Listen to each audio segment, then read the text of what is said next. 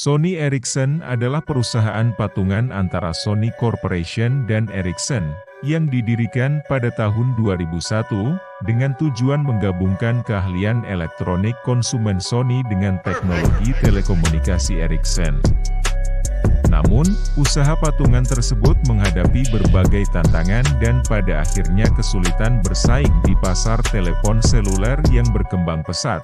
Mari selami berbagai alasan yang menyebabkan studi kasus kegagalan Sony Ericsson dan pelajaran yang dapat diambil oleh para pemimpin bisnis dari kegagalan tersebut. Mengungkap studi kasus kegagalan Sony Ericsson.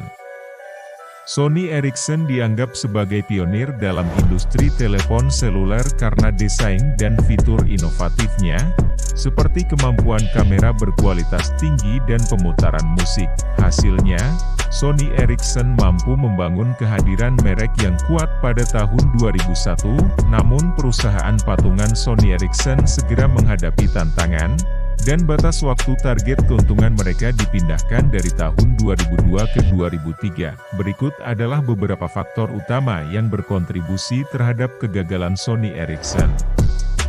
1. Mereka gagal berinovasi. Ada banyak sekali perusahaan yang gulung tikar karena kurangnya inovasi. Dan perusahaan-perusahaan yang berada di urutan teratas tidak memahami perubahan preferensi pelanggan. Alasan utama mengapa ponsel Sony gagal adalah representasi pasar yang salah terhadap produk mereka. Sony Ericsson gagal mengimbangi kemajuan teknologi dan inovasi yang pesat dalam industri seluler. Perusahaan ini berjuang untuk memperkenalkan fitur-fitur inovatif dan smartphone menarik yang dapat bersaing dengan pesaing seperti iPhone, Apple, dan seri Samsung Galaxy. 2. Pergeseran industri dan kemerosotan ekonomi. Inovasi-inovasi baru terus bermunculan di dunia.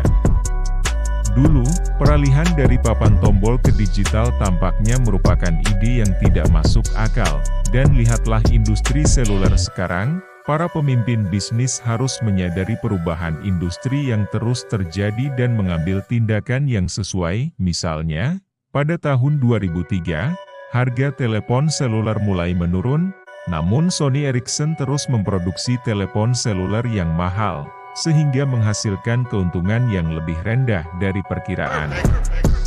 Selain itu, Sony Ericsson melakukan investasi besar tanpa pengetahuan mendalam tentang kondisi pasar saat ini. Industri seluler mengalami perubahan signifikan selama Sony Ericsson beroperasi.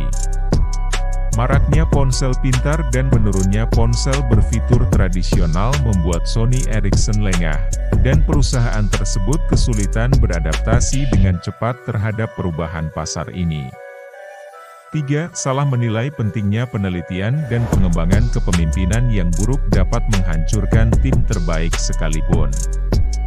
Sony, pada saat itu, memprioritaskan inisiatif pemotongan biaya dan hilangnya pekerjaan. Perusahaan ini memiliki 12.000 karyawan pada bulan Juni 2008, dan setelah meluncurkan inisiatif pemotongan biaya ini, perusahaan ini mengurangi jumlah tenaga kerja globalnya sebanyak sekitar 5.000 orang. Penelitian dan pengembangan ibarat bahan bakar bagi mesin inovasi dan sumber daya manusia yang mendukungnya, namun, Sony Ericsson menganggapnya sebagai beban keuangan dan menutup departemen penelitian dan pengembangan di seluruh wilayah. Akibat perubahan ini, Sony Ericsson tidak mampu menghasilkan produk inovatif bagi pelanggan, yang merupakan alasan utama kegagalan usaha patungan tersebut. Mungkin ini saatnya memberi tepuk tangan kepada orang-orang R&D atas pekerjaan yang mereka lakukan. Penting bagi perusahaan untuk menggunakan alat dan teknik penelitian dan pengembangan yang efektif untuk menyediakan ponsel baru dan individual kepada konsumen. Namun, penelitian dan pengembangan Sony Ericsson sudah ketinggalan zaman. 4. Pemasaran dan positioning produk yang buruk. Masalah besar lainnya yang dihadapi Sony Ericsson adalah ketidakmampuan mereka untuk berhasil memenuhi pasar yang berbeda. Setelah membentuk usaha patungan, bisnis tersebut mulai beroperasi tanpa pemahaman komprehensif tentang kebutuhan pelanggannya. Akibat kurangnya pengetahuan tersebut, produk mereka mulai mengalami kerugian, dan mereka terpaksa menarik lini produknya dari pasar. Misalnya, Pada tahun 2002, Sony Ericsson menghentikan produksi telepon Cellular Code Division Multiple Access (CDMA) untuk pasar AS dan mulai berkonsentrasi pada GSM sebagai teknologi dominan. Jajaran produk perusahaan sering dikritik karena terlalu beragam dan kurang fokus.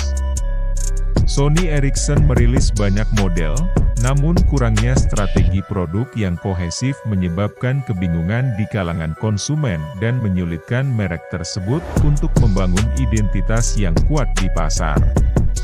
5. Mereka lambat dalam berubah. Seri Walkman Sony dan ponsel Ericsson memiliki banyak inovasi, seperti layar berwarna dan kamera digital, namun inovasi mereka mulai melambat ketika mereka mulai memproduksi ponsel Android. Xperia X10, misalnya, mendapat ulasan positif untuk desainnya.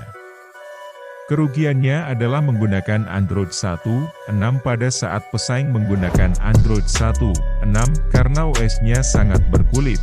Pembaruan firmware memakan waktu lama. Sony Ericsson menghadapi tantangan dengan platform perangkat lunaknya.